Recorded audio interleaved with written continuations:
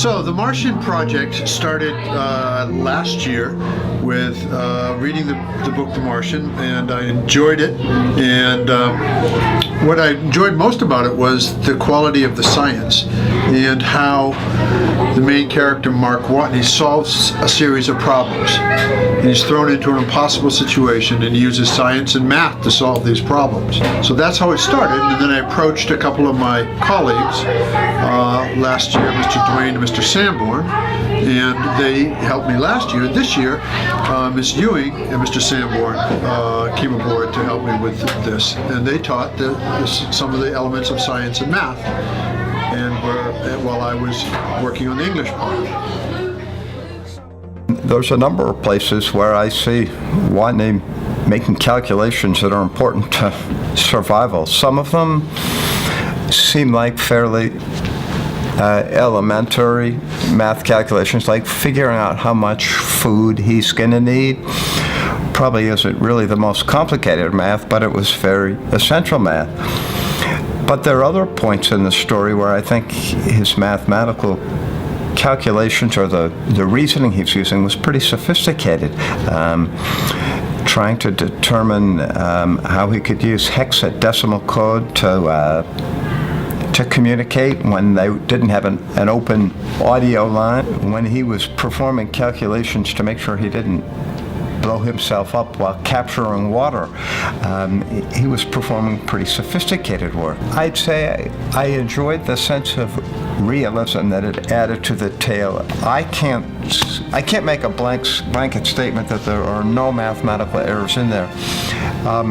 But the more commonplace trigonometry and other calculations, I thought, yeah, I think square on. He really nailed that exactly right. Without science, it wouldn't be a book, I think, because most of the thing when you're alone on Mars, the whole book is based on him solving problem, and he's using his science skills to solve them. If you understand the science behind it, it's going to help you to really see how much effort and how much thinking it took for him to make all of this happen. That it's not just, you cannot just put one and one together. You need to really think about what's going to work to make certain things, and you need to know the science behind it to actually enjoy the book, I think. It's actually really realistic. Most of the things he's doing up at Mars is actually, you can do that. It's real if you have the right equipment. The only thing is, can we go to Mars? I don't know about that yet. And also the wind in the beginning, it's not really blowing a storm. So to start off, it was definitely some fiction in there, but a lot of the science is actually plausible to make. How did you help kids get inspired for their projects? Well, the best part about that was the flexibility. That each student could pick a subject that they were most interested in. So if someone wanted to explore further some of the mechanical issues that were facing Mark Watney, they could explore those further. If somebody wanted to look deeply into the mathematics of problems that in the book they said, well, just trust me on the math. Well, we didn't have to trust them on the math. We could test the math. And some of the fun of this project was to find out where the science doesn't really work, or the math doesn't really work, where the fiction is and where the science is.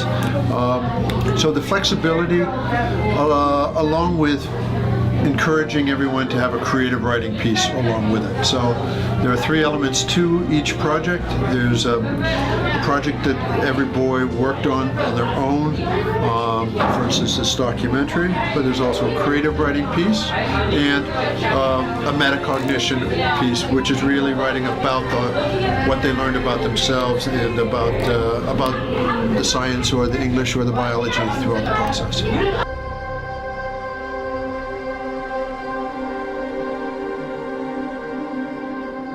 So my project is to build Rover 2 from the Martian. It's going to be made out of hopefully fiberglass at the end. I've made a corrugated plastic base on a Traxxas chassis, so I think it's going to come out pretty well, even though if it will go 300 miles an hour scale.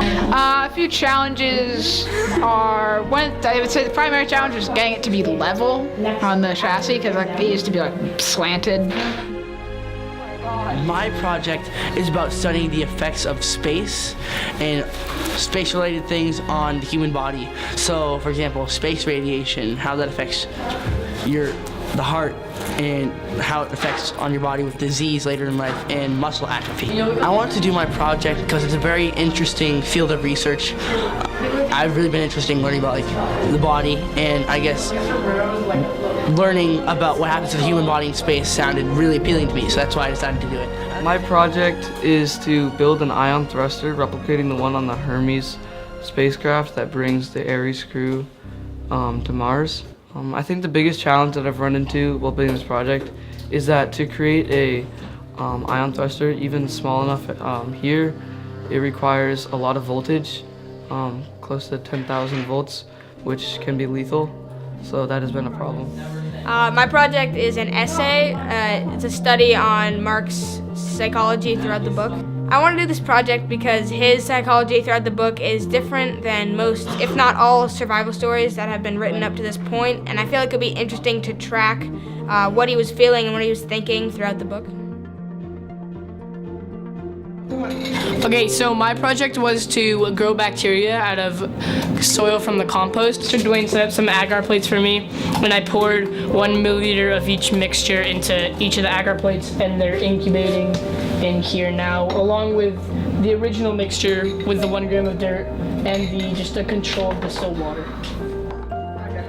I'm writing a 2-person play about Mark Watney and his psychologist after he returns from Earth.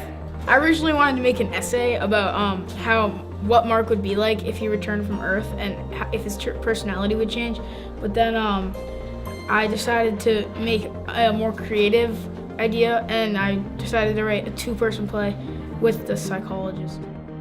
It's like a user input based coding game where you could make decisions for Mark Watney. I know some level of coding, and so I wanted to try to use that in my project, and so I thought this would be a good way to do that. I'm writing a poem project. I'm doing a bunch of poems about the Martian book. It's been kind of hard thinking of different things to say each time for each different poem and writing each different poem based on different things. So my project is the International Space Station, all about it and like kind of updates on what it's doing now and what they see. Thinking about Mars and like how Mark Watney was stuck, I guess I always had this one question, like I was always thinking about it, like why doesn't he get help from the International Space Station? So I kind of just decided to do the International Space Station and like what they're doing and what it's all about. My project is recreating another chapter to the Mark Watney story, or The Martian. People tell me I'm a really good writer, and I usually write for my own pleasure, but now I want to use it for school and a project to see how good I actually am.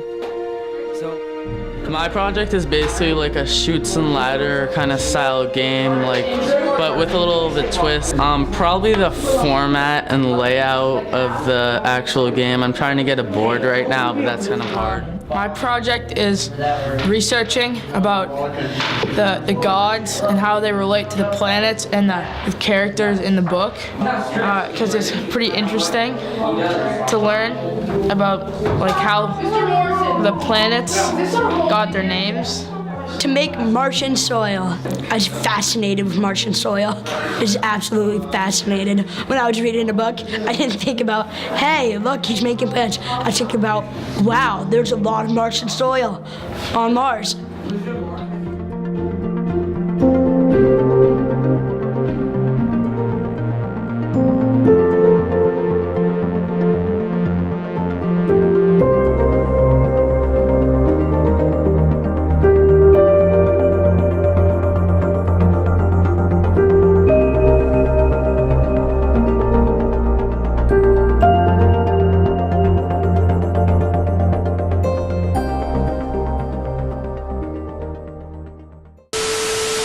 right here, we got a little bit of a mix.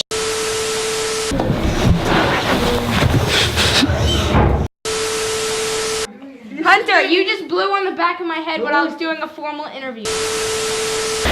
So do you know how I was talking about previously?